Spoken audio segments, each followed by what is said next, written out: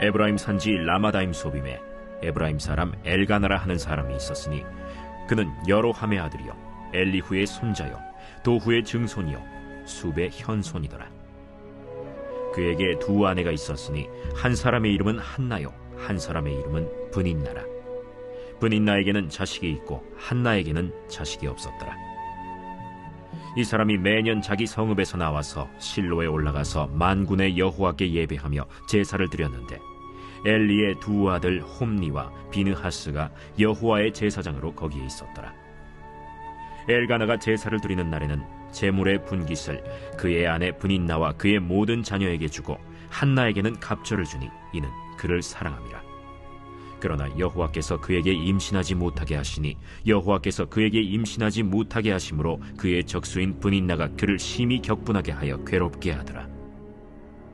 매년 한나가 여호와의 집에 올라갈 때마다 남편이 그같이 하매 브닌나가 그를 격분시키므로 그가 울고 먹지 아니하니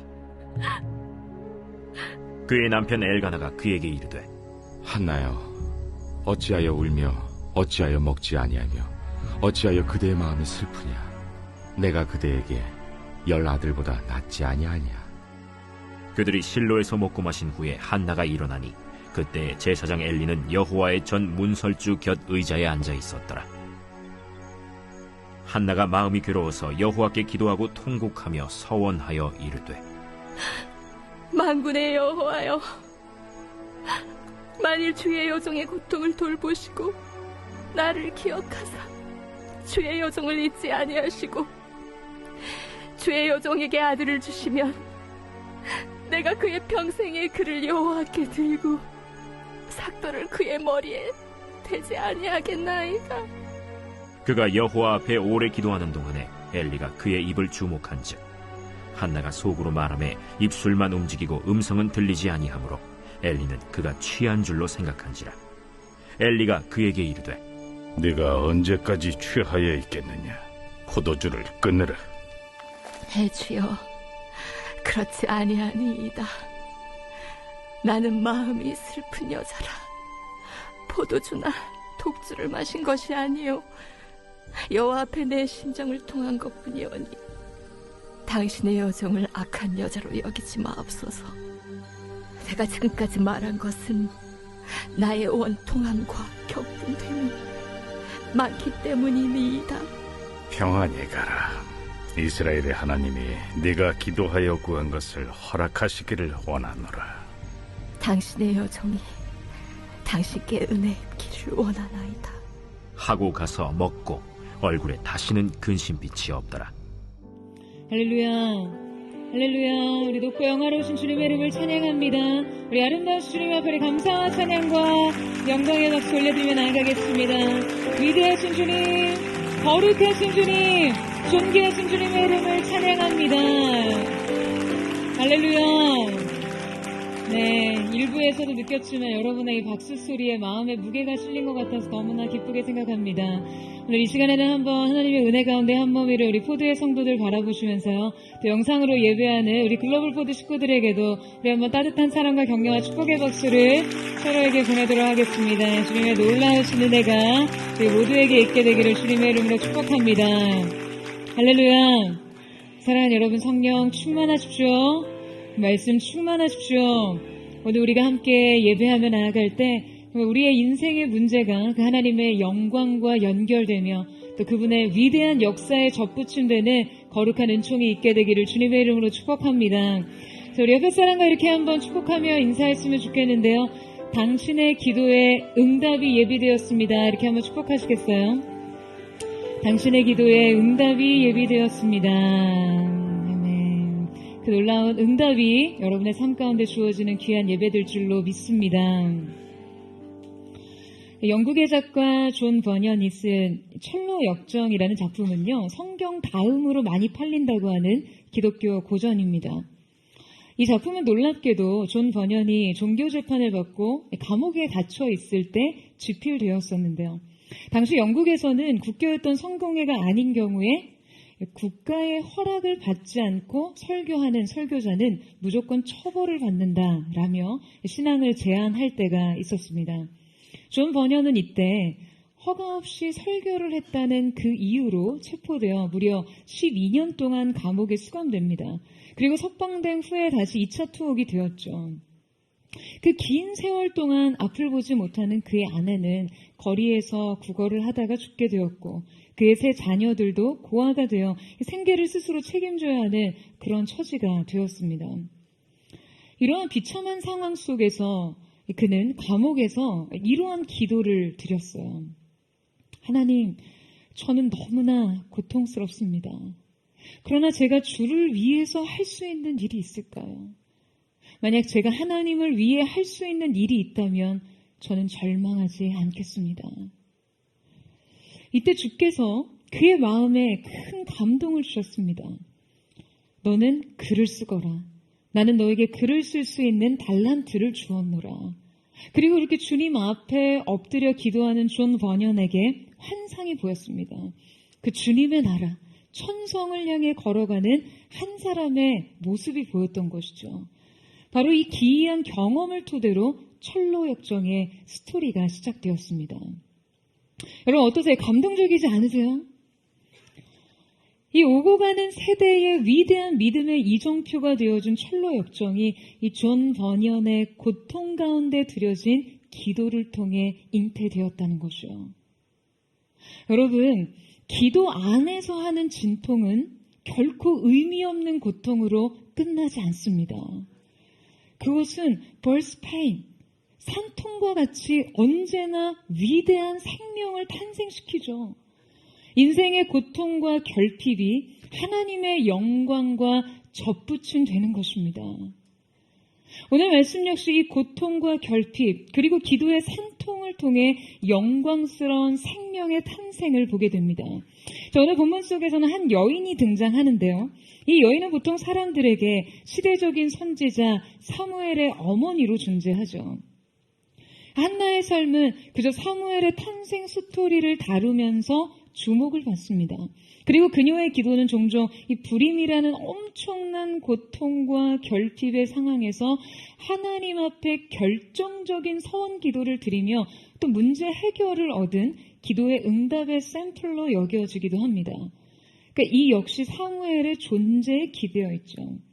하지만 오늘 말씀을 묵상하며 저는 이 한나라는 시대를 새롭게 열어젖힌 한 여인의 신앙에 굉장히 깊은 감명을 받았습니다. 한나는 단지 사무엘의 어머니가 아니라 새로운 시대를 여는 매우 결정적 신앙의 행위를 일으킨 믿음의 선구자적 인물이었어요. 그는 자기 인생의 고통의 문제를 가지고 놀라운 응답을 얻었고 이 응답은 한나 개인의 삶뿐만 아니라 장차 그리스도의 계보를 여는 새로운 시대의 서막이 됩니다. 우리 오늘 말씀을 통해 어떻게 우리의 삶의 구체적인 그 문제가 하나님의 응답을 얻고 그분의 약속을 성취할 수 있는지를 알아보기 원하는데요. 자, 오늘 보면은 사사시대의 말기를 배경으로 하고 있습니다. 당시 이스라엘의 영적 상황은 굉장히 어두웠어요. 사사기의 마지막 구절에 기록된 이 시대의 영적 진단의 한 줄이 너무나 서늘하고 비통하게 기록돼 있죠. 바로 사람이 각기 자기의 소견에 옳은 대로 행하였더라. 당시 이스라엘은 여호수아 죽음 이후 이스라엘의 초대왕 사울의 즉위까지 약 350년간 중앙 집권적인 정치 구조가 성립되지 않았습니다. 하지만 이것은 단지 정치 지배 구조의 문제가 아니라 이스라엘의 진정한 왕권인 그러니까 하나님의 주권이 이 백성을 다스리지 못했다라는 의미이죠. 그러니까 이 영적인 암흑기에 등장한 한 여인의 이야기는 당시 여성의 사회적 가치를 고려해 볼 때 매우 획기적이고 매우 파격적인 존재감이었어요. 하나님께서는 바로 이 여인을 통해 한 시대를 여시고 이스라엘의 새로운 통치 제도를 수립하십니다. 우리 함께 1절에서 2절 말씀을 같이 한번 읽어보도록 하겠습니다. 1절에서 2절 말씀 시작. 에브라임 산지 라마다 임소빔에 에브라임 사람 엘가나라 하는 사람이 있었으니 그는 요로함의 아들이요 엘리후의 손자요 도후의 증손이요 숲의 현손이더라. 그에게 두 아내가 있었으니 한 사람의 이름은 한나요 한 사람의 이름은 브닌나라. 브닌나에게는 자식이 있고 한나에게는 자식이 없었더라. 자, 한 시대에 출연한 한 가정의 이야기에서부터 시작되는데요. 바로 한나의 남편 엘가나를 소개하고 있어요. 자, 1절에서는 3개의 지명과 6명의 사람이 등장합니다. 이 엘가나의 신상을 매우 구체적으로 진술하고 있는데요. 그는 이스라엘의 부유한 명문가 출신이었습니다. 이 엘가나의 유복한 출신 배경이 언급된 후에 곧이어 새로운 시대의 단초가 된 한 여인의 불행으로 성경의 초점이 옮겨갑니다. 이 엘가나에게는 2명의 아내가 있었는데요. 바로 오늘의 주인공 정실 부인이었던 한나와 후실이었던 브릿나였죠. 하지만 이 2 아내에 대해서 이어지는 성경의 진술은 2 여인의 삶을 매우 엇갈리게 만들어버립니다. 그것은 바로 브릿나에게는 자식이 있었고 한나에게는 자식이 없었다는 거였어요. 2 여인의 삶과 관계는 바로 이 기술에 의해서 완전히 역전됩니다. 성경은 2 아내의 이름을 기술할 때요, 본래 지금 한나를 먼저 언급했지만 자식이 없음으로 인해 2 여인을 언급하는 순서가 뒤바뀝니다. 브릿나는 자식이 있고 한나는 없어요. 정부인이었던 한나의 위치가 후실과 같이 전락하고 둘째 부인이었던 브릿나의 기세가 훨씬 우월했음을 보여줍니다. 여러분, 이것이 당시 여인이 아이를 낳지 못함에 따라 그 인생이 어떻게 달라지는지를 보여주는 것입니다. 당시 자녀가 없다는 것은요, 우리 시대의 불임과는 전혀 다른 의미였어요. 우리 시대에도 슬프게도 기혼 여성 4명 중에 1명이 불임을 경험한다고 해요. 그러니까 25%의 확률로 이 결핍이 다수의 문제가 되어버린 오늘의 현실에서도 불임이란 개인에게 너무나 큰 고통입니다. 그런데 하물며 여러분, 그 시대에는 어떠했겠어요? 구약 성서학자 이 월터 브루그만은 이런 말을 했습니다. 고대 문헌에 나오는 불임은 절망에 대한 효과적인 은유다. 그러니까 농경사회에서 아이는 노동력과 재산의 가치였고요. 이 부모에게는 미래에 대한 보장이었어요. 그러니까 출산 자체가 생산의 어떤 능력이었기 때문에 불임의 여성은 자기의 부족과 사회에 아무것도 기여하지 못한 사람으로 그렇게 낙인 찍혀버리고 자신의 미래에 대한 엄청난 불안과 두려움을 갖게 됩니다. 게다가 당시 시대에 이 자녀는 여호와께서 주시는 축복과 상급이었어요. 그러니까 이 불임이라는 것은 일종의 형벌이었고 축복으로부터의 단절과 거부로 여겨졌던 것이죠. 뿐만 아니라 이것은 어떤 인식과 편견을 넘어서요, 이 가정을 위협하는 매우 실제적인 갈등과 불화의 원인이 되었습니다. 일부 다초제 가정에서 불임의 여성이 또 다른 여성과 이 한 남자를 두고 사랑을 다툰다고 생각해 보세요. 여러분, 상상만으로 머리가 아프죠. 이것이 당시 여성에게 존재를 저하는 얼마나 큰 결핍과 저주로 느껴지겠어요. 오늘의 주인공 한나 역시 마찬가지였습니다. 이 불임의 고통은 한나의 삶을 결정적으로 무너뜨렸어요. 그러나 이 고통이 하나님의 약속과 응답, 그분의 구속의 경륜과 연결되기 위해서는 믿음의 결단이 필요했습니다. 우리의 구체적인 삶의 문제가 하나님의 응답을 얻고 그분의 약속을 성취할 수 있는 첫 번째 단계는 고통 속에서 은밀한 뜻을 발견하라입니다. 우리 함께 5절에서 8절 말씀을 같이 한번 읽어보도록 하겠습니다. 6절에서 8절 말씀 시작. 여호와께서 그에게 임신하지 못하게 하심으로 그의 적수인 브릿나가 그를 심히 격분하게 하여 괴롭게 하더라. 매년 한나가 여호와의 집에 올라갈 때마다 남편이 그같이 하매 브릿나가 그를 격분시키므로 그가 울고 먹지 아니하니 그의 남편 엘가나가 그에게 이르되 한나여 어찌하여 울며 어찌하여 먹지 아니하며 어찌하여 그대의 마음이 슬프냐 내가 그대에게 10 아들보다 낫지 아니하냐 하리라. 자, 그들은 당시 상황에 영적 암흑기였음에도 불구하고요, 매년 이 성막에 있는 실로로 올라가서 예배를 구별해서 드릴 만큼 매우 경건한 가정이었어요. 그리고 성경은 한나가 비록 아이를 낳지 못하는 여성이었기는 했지만 그의 남편 엘가나에게 매우 절대적인 사랑과 부족함 없는 인애를 받고 있음을 기록합니다. 뿐만 아니라 한나의 부림이 그 하나님의 의도적인 뜻과 섭리 안에 있다는 것을 분명하게 기록하고 있죠. 여러분, 왜일까요? 대체 왜 하나님께서는 한 여인의 삶에 이 고통을 허락하신 것일까요? 그녀는 하나님이 허락하신 이 의도된 불행으로 인해 고통을 받아야만 했습니다. 놀라운 것은요, 성경에 따르면 이 고통이 하나님을 예배하는 예배적 행위와 밀접하게 연결되어 있었다는 거죠. 7절 말씀에 보면 매해 한나가 여호와의 집에 올라갈 때마다 라는 기록이 있죠. 이 고통이 하나님의 뜻과 한나의 사명과 긴밀하게 연결되어 있던 만큼 그녀가 여호와께 예배할 때마다 지금 이 상황은요 더 극렬한 갈등으로 치닫고 그녀에게 더 극심한 고통을 안겼습니다. 여러분, 우리에게도 이와 비슷한 경험이 있을 거예요. 여러분에게 그런 경험이 있지 않으십니까? 뜻밖의 하나님께서 인생에 허락한 고통의 이유는요, 대개 우리의 사명과 매우 긴밀한 관련성이 있습니다. 우리의 인생에서 가장 민감한 고통을 느끼는 것이 자신의 고유한 사명과 연관되어 있을 확률이 굉장히 크다는 것이죠. 이것이 부르심과 연결되어 있을수록 이 고통은 믿음의 행위를 일으키려 할 때마다 오히려 극대화됩니다. 그래서 쉽게 부르심을 좌절시키는 것이죠. 그러니까 이 가정도 역시 매년 여호와의 집에 예배를 하러 올라갈 때마다 불인나는요 더욱더 강팍하게 한나를 격분시켰습니다. 아이러니하게도 예배와 더불어 두 여인의 관계는 더 악화됐고요. 당연히 이 여인들 사이에서 엘가나 역시 충돌을 했겠죠. 하지만 여러분, 한나는 아이를 낳지 못했으나 남편으로부터 버려지지는 않았어요. 오히려 그녀의 남편 엘가나는 불인나보다 갑절의 분깃을 허락합니다. 제가 오늘 본문을 묵상하면 묵상할수록 한 가지 깨달은 사실은요, 이 엘가나가 굉장히 멋있는 남자라는 거예요.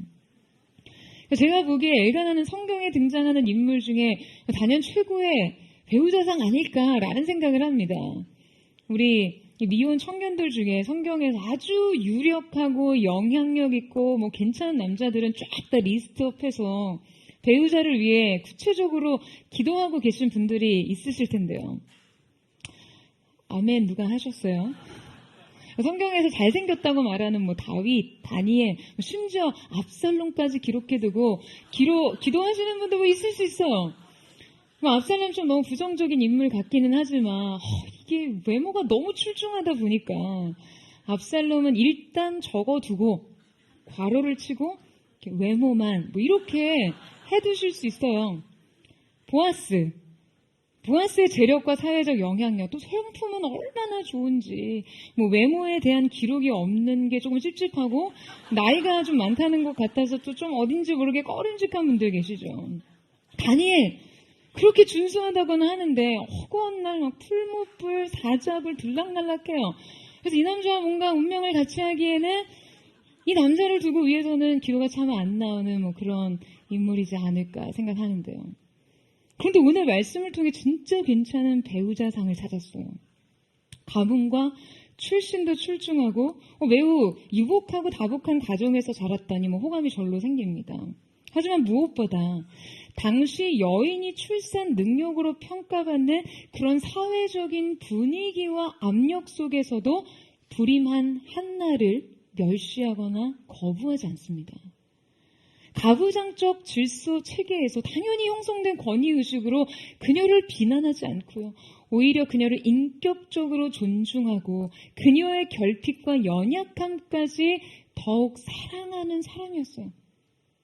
게다가 여자들이 그냥 헛날 예배만 드리고 나면 싸우고 울고 불고 막 먹지도 않고 난린데 여러분 엘가나가 하는 말 들어보세요. 내가 그대에게 10 아들보다 낫지 아니하냐. 얼마나 스윗합니까? 얼마나 그녀의 고통을 따뜻하게 공감해주고 다정하게 위로해주고 자녀를 대신할 자신의 존재감을 드러내는지요. 뭐 이러한 공감력 때문에 엘가나는 나름 제가 인정하는 성경 속 좋은 남편감입니다. 여러분 주여 삼창 오늘 셀모임, 기승전, 엘가나 이런 깔때기 이론 적용될 가능성이 있는데 여러분 엘가나 같은 배우자 되시고 이러한 배우자 만나시기를 축복합니다. 네, 작년 성도님들 아멘 안 하시는데요. 내 인생 이미 이 남자가 끝냈는데 이런 느낌적인 느낌이지만 여러분 아직 늦지 않았습니다. 기도로 개조하세요. 아멘이십니까? 아무튼 엘가나는 한나에게 자식을 대신해서 그녀를 갑절이나 배나 사랑했으나 한나의 고통은요 조금도 나아지지 않았어요. 이 고통이 고유한 부르심과 관련이 있을 때 이것은 인생의 다른 풍요와 축복으로 결코 대체되거나 채워질 수 없는 문제로 다가오기 때문이에요. 한나에게 이 고통은 남편의 사랑으로 해결할 수 없는 문제였어요. 이 불임의 고통이 한나의 삶에 그녀의 고유한 부르심과 관련된 영적인 문제였기 때문입니다. 그러니까 엘가나의 위로는 영적인 차원의 해결보다도 인간적인 차원의 위로에 그치고 말았어요. 여러분 저는 하나님께서 한 시대를 재편하시면서 지금 이것을 성취해 가시는 그분의 구속의 경륜, 그분의 계획과 방법에 대해 많은 놀라움을 느낍니다. 주님이 한 시대를 열기 위해서 한 여인의 삶에 고통을 새겨 넣으셨어요. 이 고통은 영적 세계에서 일종의 그 약속의 암호와 단서 같은 것이 아닐까 하는 그런 생각을 해봅니다. 이 고통 속에 감춰진 은밀한 뜻을 발견할 때 한 인생은요 놀라운 변화를 맛볼 뿐 아니라 결국 이것은 하나님의 위대한 계획을 성취하는 것이죠. 여러분, 여러분의 삶에도 여러분을 끊임없이 좌절시키는, 여러분의 삶을 끊임없이 격분시키는 인생의 문제가 있을 줄 압니다. 이 문제는 너무나 반복적으로 우리를 넘어뜨려요. 정말 이것만 아니면 내 인생이 달라질 수 있을 것 같은데, 이 문제만 아니면 내가 정말 기쁨과 즐거움과 평안 속에서 잘 살 수 있을 것 같은데, 이 문제와 씨름하면서 내 영혼이 느끼는 이 피로감과 이 좌절감은요 늘 나를 낙심에 빠뜨립니다.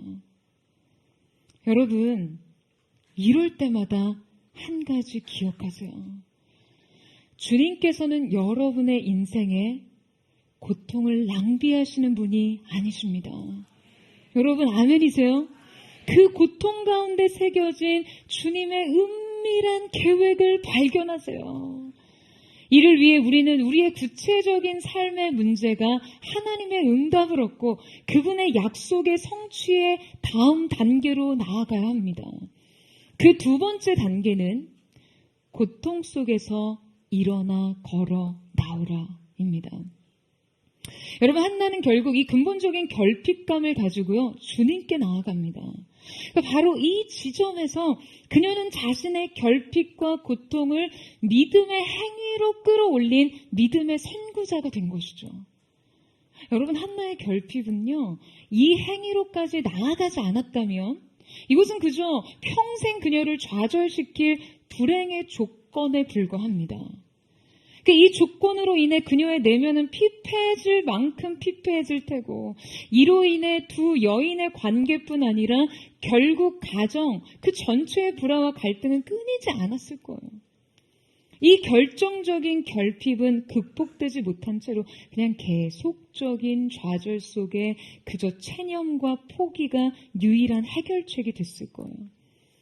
하지만 한나는 고통이 고통으로 끝나지 않기 위해서 이 고통에서 일어나 걸어 나옵니다. 우리 9절에서 10절 말씀을 같이 한번 읽겠습니다. 시작. 그들이 실로에서 먹고 마신 후에 한나가 일어나니 그때 제사장 엘리는 여호와의 전 문설주 곁 의자에 앉아 있었더라. 한나가 마음이 괴로워서 여호와께 기도하고 통곡하며. 자, 여러분 9절에서는 한나의 결정적 전환적 행동이 기록되는데요. 자, 이 말씀에는 한나와 더불어 당시 이스라엘의 영적인 지도자였던 이 엘리 제사장이 등장합니다. 그런데 이때 성경에 이 두 인물의 행위를 묘사하는 동사가 지금 매우 대조적으로 사용됩니다. 한나는 일어났고 엘리는 앉았어요. 물론 엘리가 그 전 의자에 앉아 있는 것이 그의 직무 수행과 연관되어 있는 행위일 수 있지만요. 여기 지금 한나가 일어났다라는 이 행위의 표현이 예사롭지 않거든요.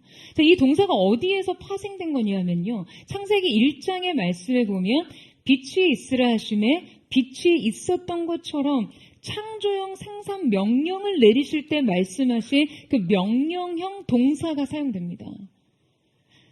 일어났다는 것은요, 바로 그녀가 죽음에서, 어둠에서, 절망에서, 좌절에서 빛을 향해, 소망을 향해, 하나님을 향해 나아갔다는 의미인 것입니다. 그럼 반면에 엘리의 묘사는요, 매우 정체된 상태의 언어였어요.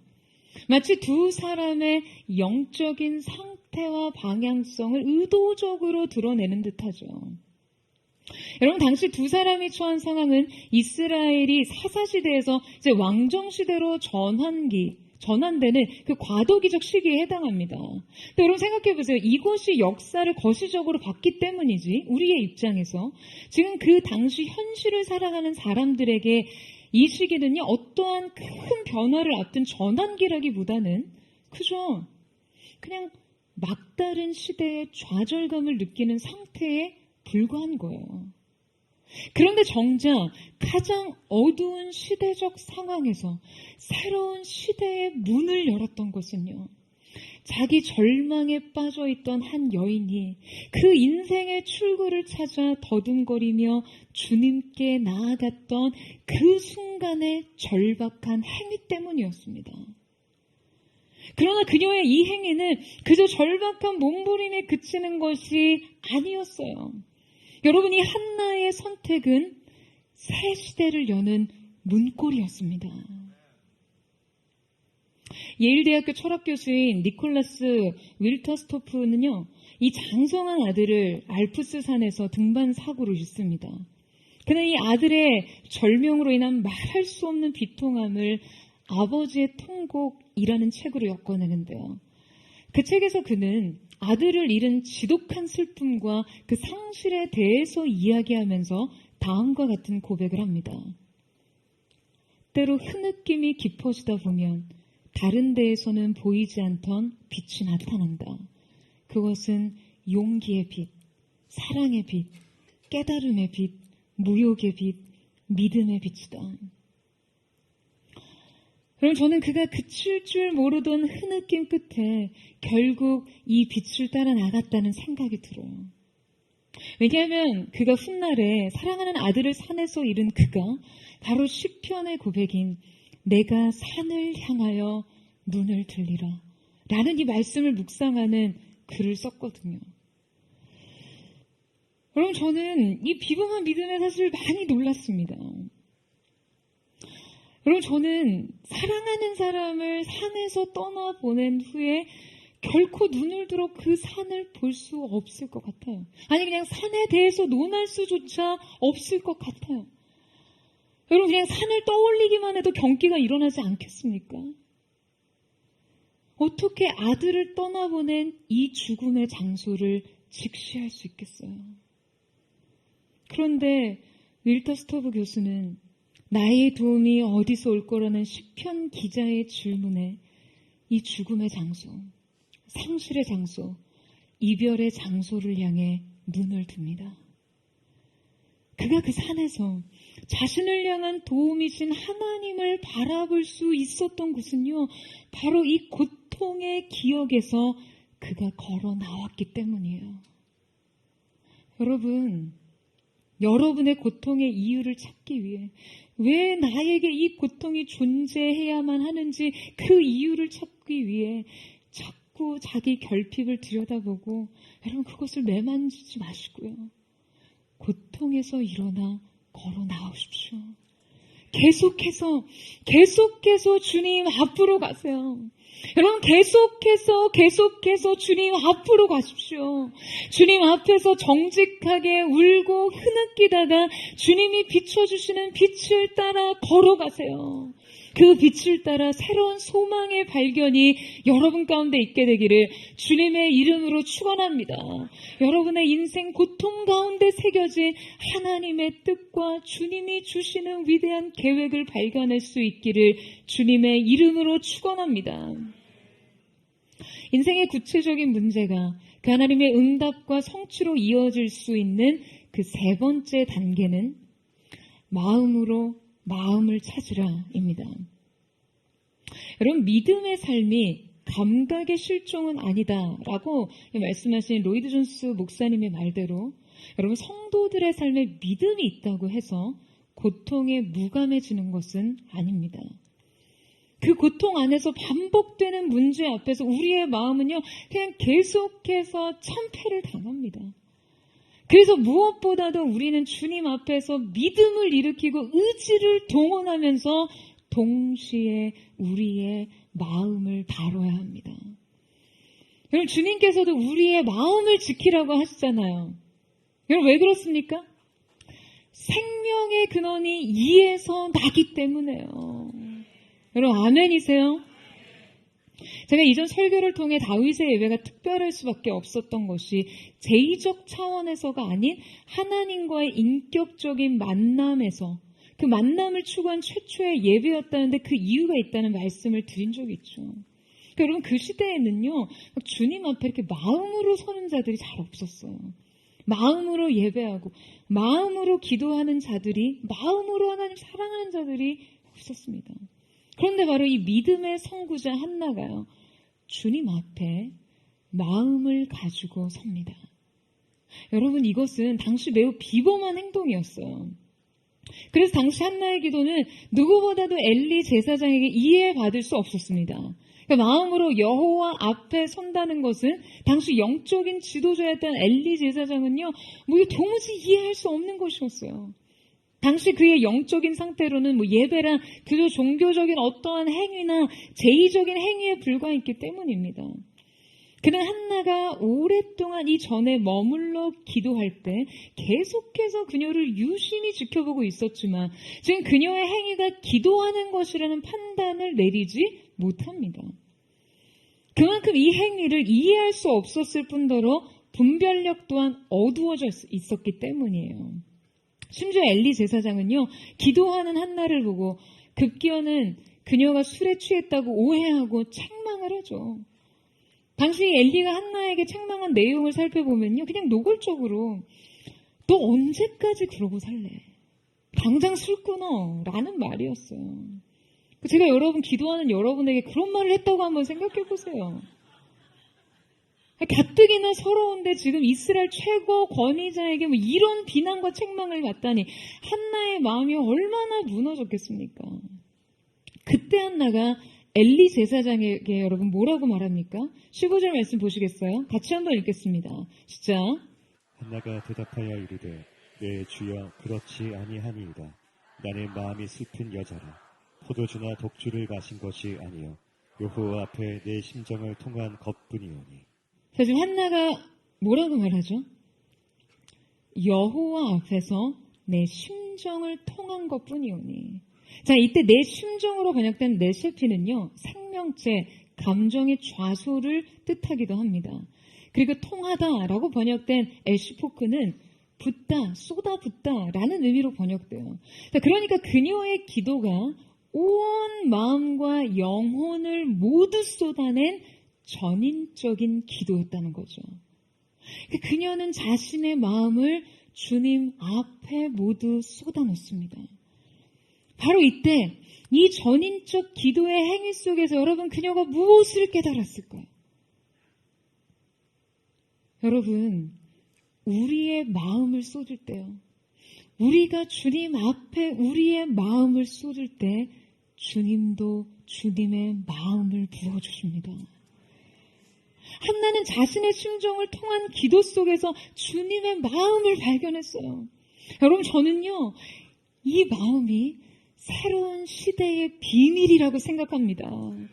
한나는 주님 앞에서 이 마음으로 인생의 새로운 전환을 이뤄냈고, 이 마음으로 생명을 잉태했고, 이 마음으로 새 문을 열어줬습니다.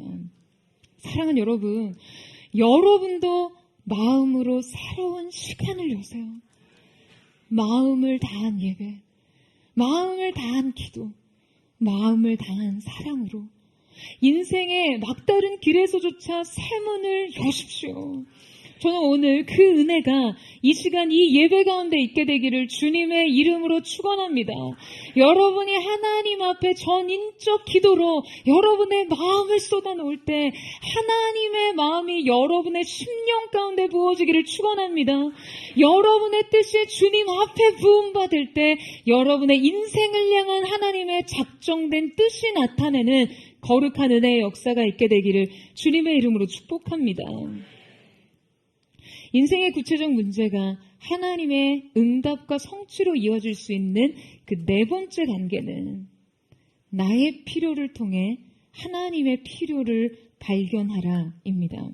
바로 고통을 통해 사명을 발견하는 것이죠. 여러분, 앞서 한나의 이야기를 시작하면서 우리는 성경이 이 이야기를 어떻게 소개하고 있는지를 살펴봤죠. 자, 엘가나에게 두 아내를 소개하면서 한국어 번역문은 잘 드러나지 않지만 이 원문 성경에는 성경의 이 기술 속에 매우 중요한 구조가 숨겨져 있습니다. 앞서 브릿나가 자식이 있었다는 이유로 지금 한나와 서열과 순서가 바뀐다고 말씀드렸잖아요. 자, 그리고서는 3절 말씀에 보면 엘리에게 그의 아들 홈니와 비느하스가 있었다고 연이어 좀 기록하면서 성경은 똑같은 패턴을 반복해서 기록하는 방식인 병치 구조를 사용합니다. 이 병치 구조는요, 있고 없고 있고 없고를 반복하는 구조로 나타납니다. 자, 그러니까 성경이 불임나는 자녀가 있고 한나는 자녀가 없고 반복해서 엘리에게는 홈니와 비느하스가 있고, 자, 여러분 이제 그럼 뭐가 나와야 돼요? 자식이 없는 이의 이야기가 나와야죠. 그러니까 엘리에게 홈니와 비느하스가 있다고 했으니 있고 없고 이 병치 구조를 따라 여러분 이제는 이 없고가 나와야 되잖아요. 그런데 성경은 이 없고를 남겨둡니다. 우리 어린 시절에 시험 보면 괄호 문제 있잖아요. 그러니까 지금 성경이요, 괄호 문제를 낸 거예요. 자, 그렇다면 여러분, 이 괄호에는 누가 들어가야 맞습니까? 이 괄호 속에 없고의 주인공은 바로 누구인가요? 바로 자녀 없는 아비 하나님이시죠. 여러분, 주님은요, 불임의 고통 가운데 몸부림치는 한 여인의 삶을 통해 주님의 아픔과 고통을 계시하십니다. 바로 자녀 없는 아버지의 고통이요. 바로 주님이 그 불임의 고통을 느끼고 계셨던 것이죠. 사사기 350년 동안 주님은요, 생명을 잉태하지 못하는 이 불임의 고통 가운데 계셨어요. 이스라엘에는 그분의 영적 DNA를 가진 사람이 없었습니다. 하나님의 내일을 열 사람이 없었어요. 영적인 불임의 시대, 말씀이 희귀하여 이상과 계시가 사라진 시대, 그분의 부재가 삶에 아무런 영향을 미치지 못하던 시대, 그 시대적인 고통이 한 여인의 삶에 이입되었습니다. 저는 이 한 여인의 인생의 불임이라는 결핍을 통해서 지금 자신의 고통을 계시하신 하나님을 생각할 때요, 한편으로 참 너무 마음이 아파요. 그분의 아픔을 이 작고 작은 인생의 가슴에 새겨 놓으신 것 말이에요. 그리고 또한 분명 이 시대 우리 모두에게도 이 하나님의 아픔의 흔적과 자국들이 곳곳에 새겨져 있을 것입니다. 저의 아픔에, 여러분의 결핍에 그리고 우리의 고통 가운데. 여러분, 한나는 자기 고통을 통해 그분의 고통을 이해했고 자기의 슬픔을 통해 그분의 슬픔을 절감합니다. 여러분, 우리도요, 우리의 삶의 문제를 통해 주님의 마음을 발견해야 합니다. 여러분, 아멘이세요? 그 주님의 필요를 발견해야 해요. 우리에게는 각자 자신의 민감한 영역들이 있습니다. 자신의 독특한 경험, 과거의 상처, 결핍, 연약함, 장애. 그리고 이곳은 어떤 대상을 향한 민감함으로 또 어떠한 영역에 대한 책임감으로 작용할 거예요. 아픔이 이유가 돼서 사명을 깨닫게 된 것이죠. 그리고 나에게 장착된 민감함이 고유한 재능이 된 거예요. 사랑하는 여러분, 그것으로 주님을 섬기세요.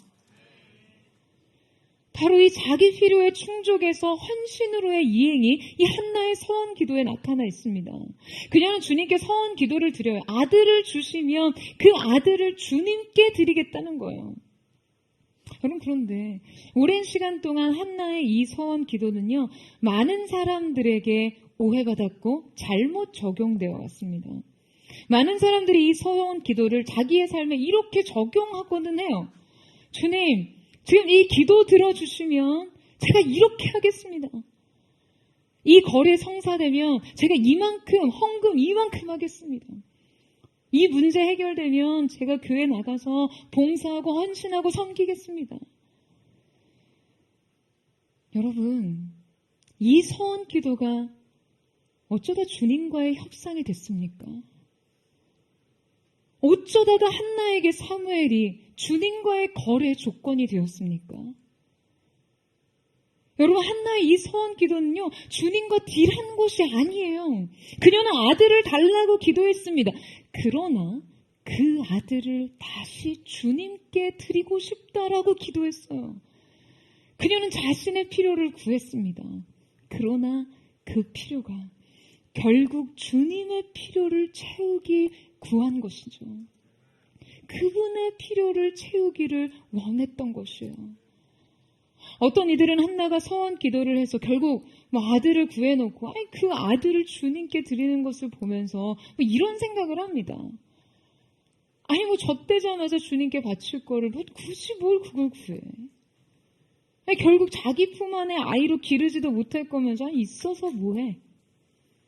한나가 주님께 아들을 구했던 이 마음이 자신을 그토록 못살게 굴었던 그냥 불인나의 코를 그냥 아주 그냥 납작하게 해주고서 주님 이 정도 했으면 됐습니다. 덕분에 제 한은 풀었습니다. 라면서 다시 사무엘을 보낼 수 있었던 것일까요? 아니에요, 여러분. 한나가 주님께 아들을 구했고 또 그 아들을 주님께 드리고자 했던 것은 주님의 고통을 알았기 때문이에요. 한나는 주님의 아픔을 알았어요. 여러분, 이것이 바로 진정한 기도이고 진정한 응답입니다. 마음으로 나아가 마음을 얻는 것이요. 나의 고통을 통해 그분의 고통을 이해했고 나의 필요를 통해 그분의 필요를 발견했어요. 그리고 결국 자신의 필생의 사명을 붙잡게 된 것이죠. 여러분, 많은 이들이 한나의 기도를요, 그저 불임을 잉태로, 결핍을 성취로, 애가를 찬송으로 변화시킨 촉매제로서만 적용합니다. 아니에요, 여러분. 여러분, 한나의 기도는요, 그보다 훨씬 더 중요한 기도입니다. 바로 주님을 알고 사명을 이해하게 된 기도요. 그리고 그 주님이 주신 사명의 믿음으로 반응한 기도요. 여러분, 이것이 우리의 기도의 진정한 응답이 되어야 합니다. 여러분, 아멘이십니까? 저는 포도의 성도들의 모든 기도가 바로 이러한 기도가 되기를 소망합니다. 받고 싶은 것에서 그치는 것이 아니라 드리고 싶은 것까지 나아가는 기도요. 응답과 축복에서 멈춰서는 것이 아니라 예배와 헌신으로 나아가는 기도요. 여러분, 저는 오늘 우리의 고통 가운데 담긴 사명과 부르심을 깨닫고 그 부르심에 대한 헌신으로 주님의 마음을 이루는 자들이 되기를 주님의 이름으로 축복합니다. 인생의 구체적 문제가 하나님의 응답과 약속의 성취로 이어질 수 있는 마지막 단계는 응답을 초월하라입니다. 여러분, 그녀는요, 이 자신의 치명적인 결핍과 고통의 문제를 주님 앞에 가지고 나와 기도했고 끝내 그 응답을 얻습니다. 바로 사무엘의 출산이 그 응답의 결과였죠. 자, 그런데 그녀의 삶에 허락된 하나님의 응답은 여기서 그치지 않고 더 깊은 곳으로 나아갑니다. 여러분, 한나는 사무엘을 양육하는 동안에도요, 그 아이를 자신의 소유물로 삼지 않습니다.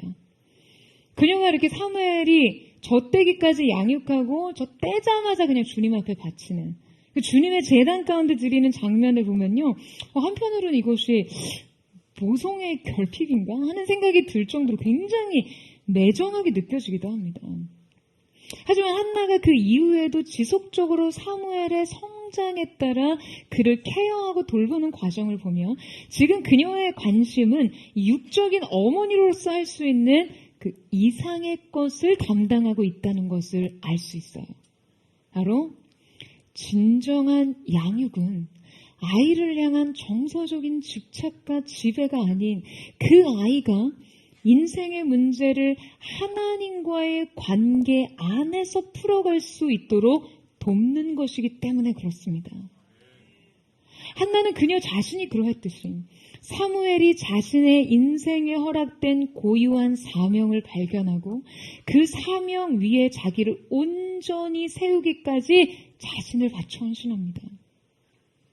그녀가 이렇게 할 수 있었던 것은 주님께서 자신에게 주신 아들 사무엘보다 더 중요한 것을 발견했기 때문이에요. 한나는 주님으로부터 응답을 받았지만 사실상 그녀는 주님 앞에 드린 이 기도들로 인해 여러분 이미 그 응답을 초월한 상태가 됐어요. 한나의 결핍은 사무엘이 아니라 주님께서 채워주셨기 때문이죠. 그러니까 이제 이 필요를 구하는 것에 대한 그녀의 진정성은요, 훗날 그녀가 이 아이 사무엘을 주님께 진짜 드린 날, 이스라엘의 제단에 드리던 그날에 드러납니다. 2장 1절에 보면 한나의 노래가 나와요. 자, 우리 함께 2장 1절의 말씀을 같이 한번 읽어보도록 하겠습니다. 2장 1절의 말씀 시작.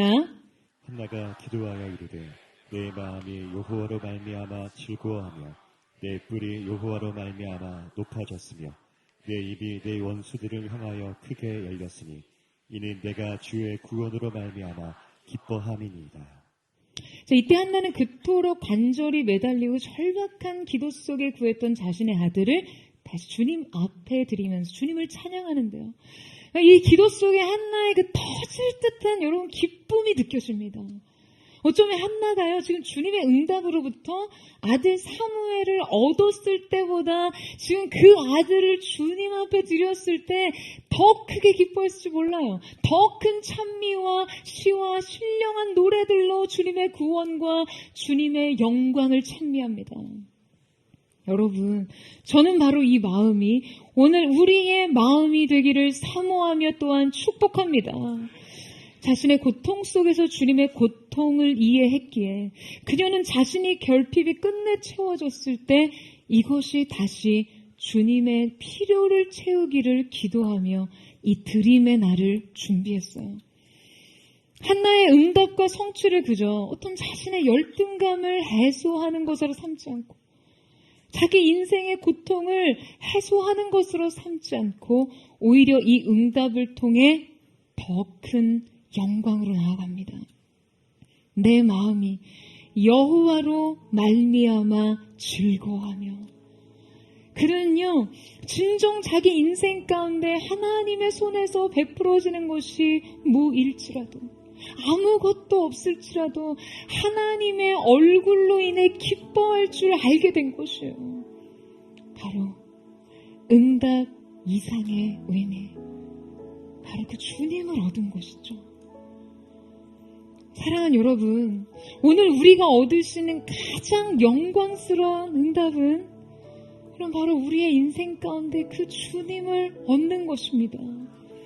여러분 아멘이세요? 우리의 인생의 결핍을 채우는 것도, 고통에서의 해방도 아닌 한나는 정말 하나님 앞에 그 마음을 드렸던 하나님의 그분의 마음을 아는 자로, 우리가 그분을 위한 삶으로, 그분을 위한 새 노래로 그 앞에 서는 것입니다. 저는 이 기쁨의 노래가 오늘 사랑하는 포도의 성도들에게 있게 되기를 주님의 이름으로 축원합니다.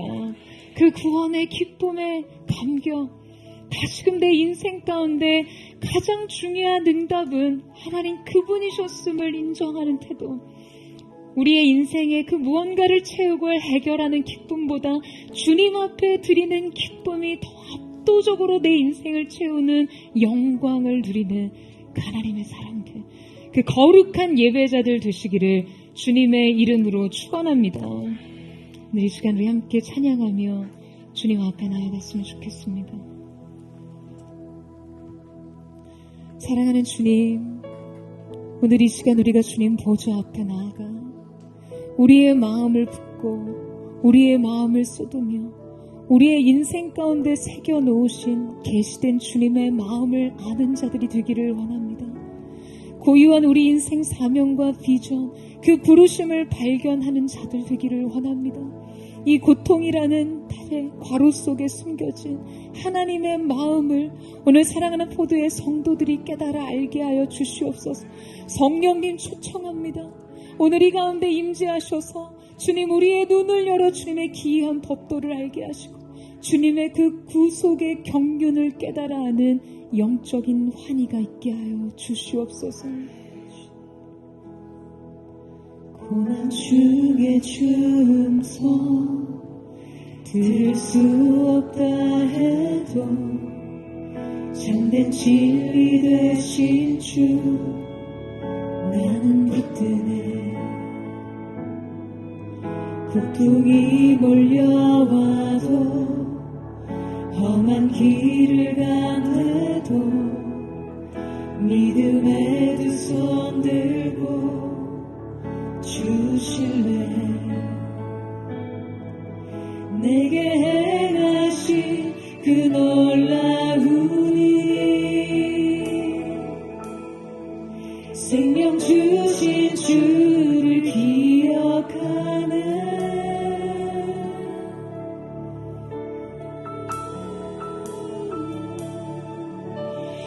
그 사랑이 내려와 날 자유케 하셨네.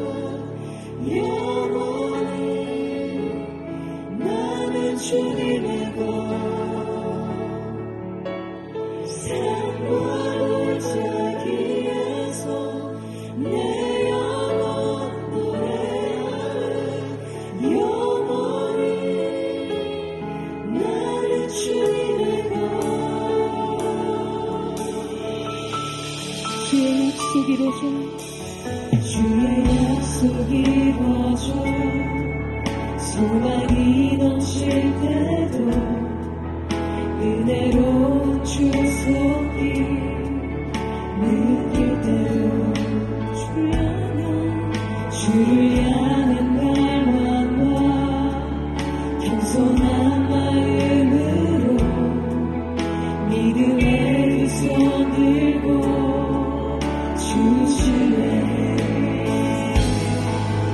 내게 행하신 그 놀라운 일, 생명 주신 주를 기억하네.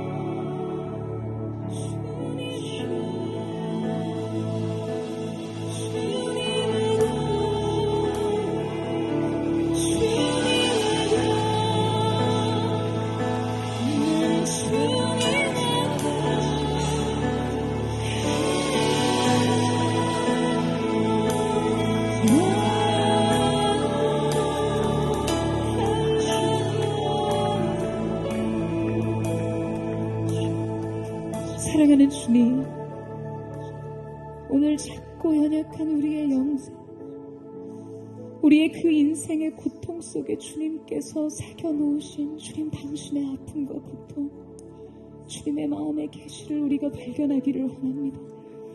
오늘 사랑하는 포도의 성도들이 주님 앞에 울며 흐느끼며 내 인생의 고통과 슬픔과 결핍과 상실의 문제를 가지고 주님 앞에 나아갈 때 주님 그 흐느낌 속에서도 우리 인생에 비추시는 주님의 사랑의 빛을 발견하게 하여 주십시오. 그래서 저마다의 인생 고통의 산을 향해, 상실의 그 산을 향해, 그 두려움의 산을 향해, 그 절망과 아픔의 산을 향해 눈을 들을 수 있는 용기를 허락하여 주시기를 원합니다. 믿음으로 일어나게 하여 주십시오. 울되 주님 앞에 오는 자들 되게 하여 주십시오. 우리의 인생 고통의 문제를 고통으로 끝내지 않고 주님 앞으로 가지고 나아갈 수 있는 믿음의 용기가 있게 하여 주시옵소서. 사랑하는 여러분, 이 땅을 살아가는 인생들에게 고통과 결핍의 문제가 없는 사람은 단 한 사람도 없을 것입니다. 그러나 이 인생의 결론을 다르게 하는 두 가지 갈래의 길 중 하나는 그 문제를 가지고 하나님 앞에 나오는 것이에요. 그분의 보좌 앞에 나가 전인적인 기도로 그 마음을 붓고 그 눈물을 붓고 그 애통함으로 주님께 질문하는 것입니다.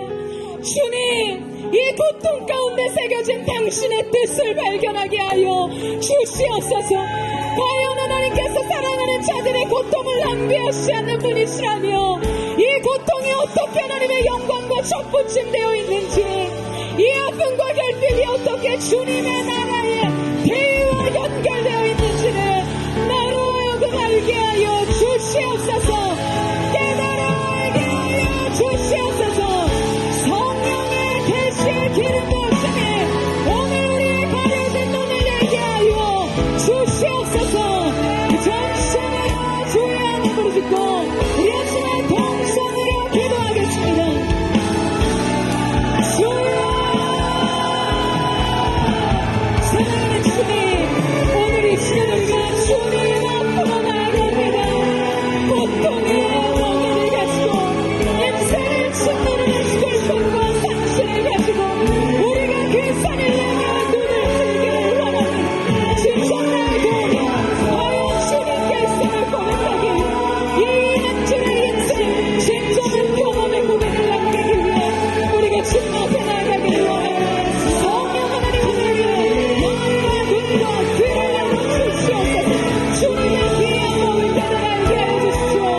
넘치는 영광의 왕으로 나아가게 하여 주옵소서. 주님을 바라보는 믿음의 결단을 우리 인생 고통을 고통으로 끝내지 않고 저주를 저주로 끝내지 않고 결핍을 결핍으로 끝내지 않고 주님의 구속 가운데 새겨주신 주님의 구속의 경륜을 바라보게 하여 주시오. 오늘의 기도는 새로운 시대를 향한 소망이 되게 하여 주시옵소서. 믿음입니다. 주님, 부족하지만 이 믿음을 주님께 나아가는 믿음이 없으면 주님 앞에 나아갈 수 없습니다. 오늘 주님, 아버지 하나님 그가 계시고 그를 찾는 이에게 상 주시는 하신 것을 기억함으로 믿음으로 주께 나아가게 하여 주시옵소서. 인생의 감춰진 비밀, 주님이 약속하는 새겨주신 주님의 마음을 발견할 수 있도록 우리의 눈을 열어 주시옵소서.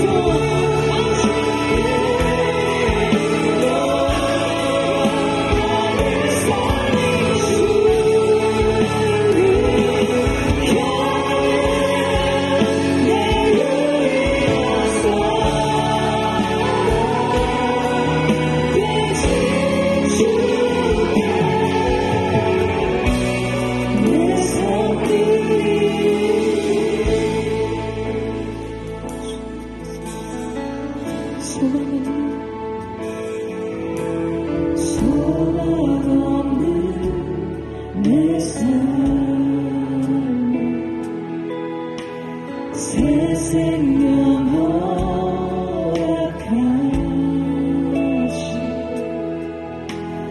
내려온 주님의 은혜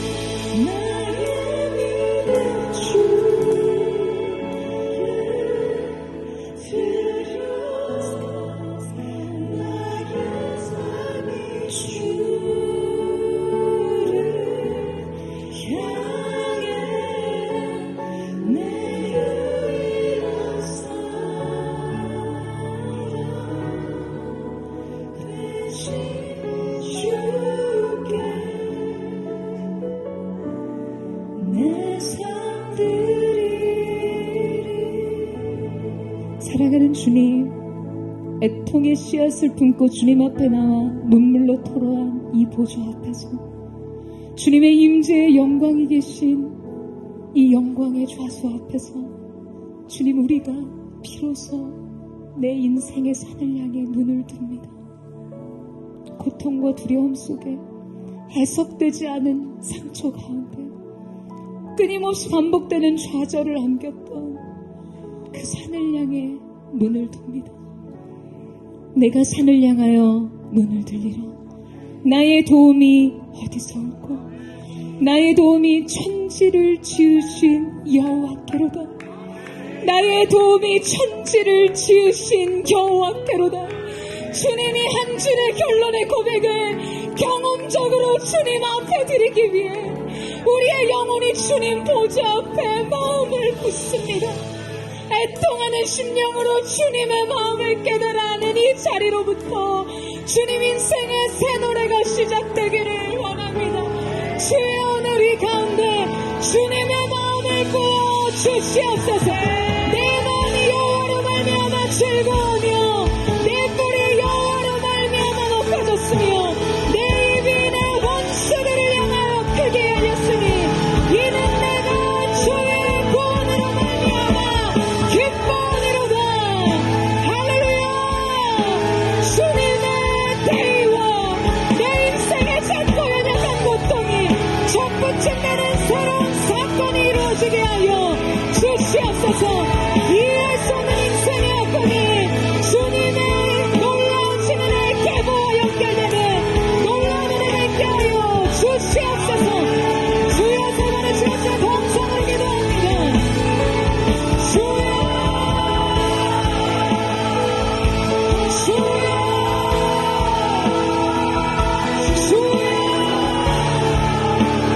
사랑하는 주님, 주님의 말씀이 호령하실 때 우리의 영혼이 일어나 반응합니다. 주님의 보좌 앞에 쏟아질 때마다 주님의 마음을 향하며 주님이 부르신 사명으로 부르시고 비전의 노래를 나누게 하여 주시옵소서. 주님의 나라의 영광을 보게 하여 주십시오. 주님이 우리의 기도의 벌스테인, 이 산통이 생명의 형태가 되게 하시고 고통이 영광을 향해 눈을 드는 시간이 되게 하여 주시옵소서. 하나님의 사람들의 고통아, 눈을 들어 영광의 영광을 취하다. 주님 나의 영광의 대의가 너의 생각을 속에 선포하라. 주의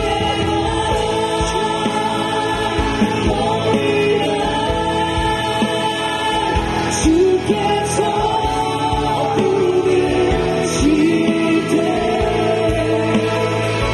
소망과 영광에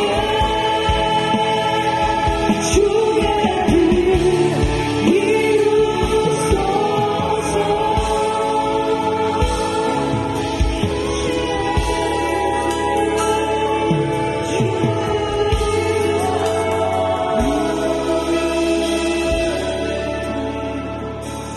무너진 내 맘에 주 사랑이 많아.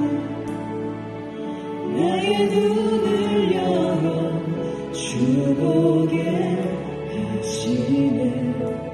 길 잃은 날 위해 성령 강구하사 나의 눈을 열어 주 보게 하시네. 나의 눈을 열어 주 보게 하시네. 주의 나라 보이라.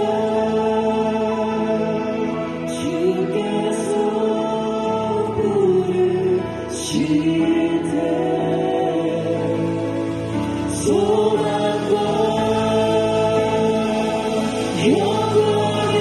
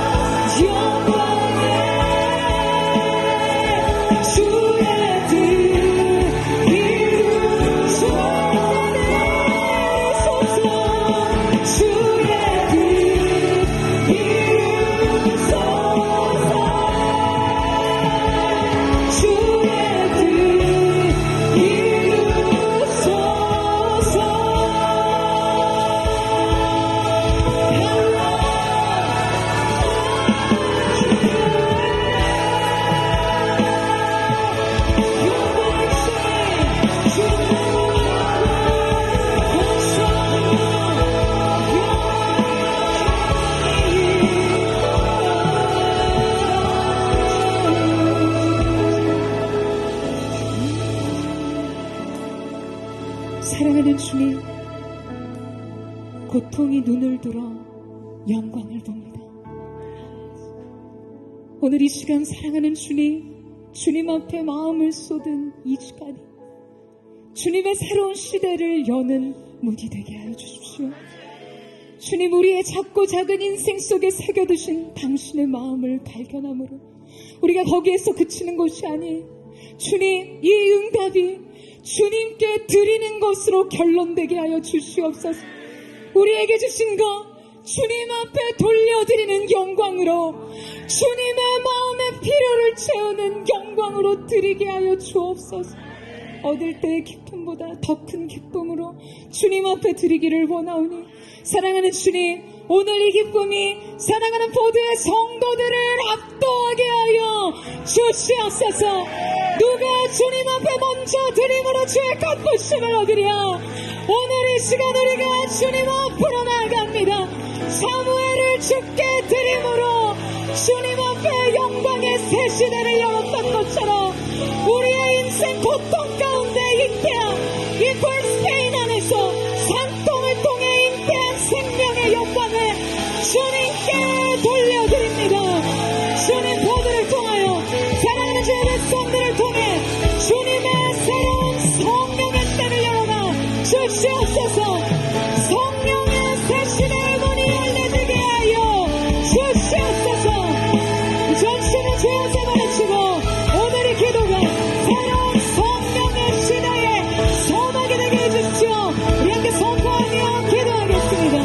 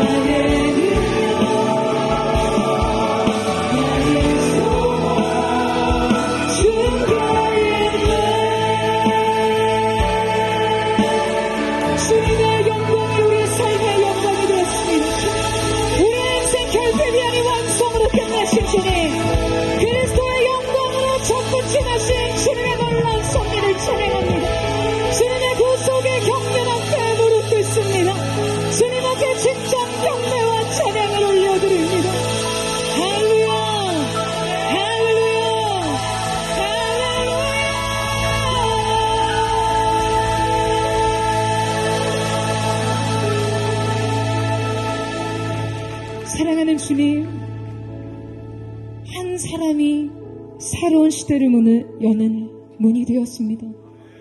한 사람의 기도가 불임의 고통으로부터 아파하시는 당신의 마음을 해결하는 주님 열쇠가 되었음을 봅니다.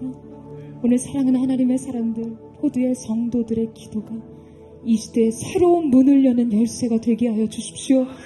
이들의 인생, 그 고통 속에 새겨진 사명을 발견함으로 그 사명 가운데 헌신한 자들로 시대의 새로운 문을 여는 하나님의 사람으로 쓰임받게 하여 주시옵소서.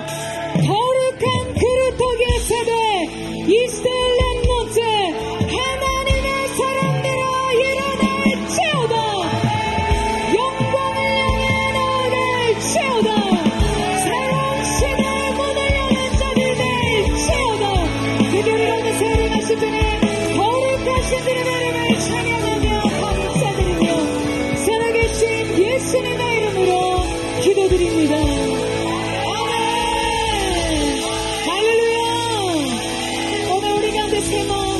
주님의 마음에 계시하신 주님, 성령의 새 시대의 문을 여신 주님의 이름을 찬양합니다. 우리를 사용하시되 마음껏 사용하여 주시옵소서.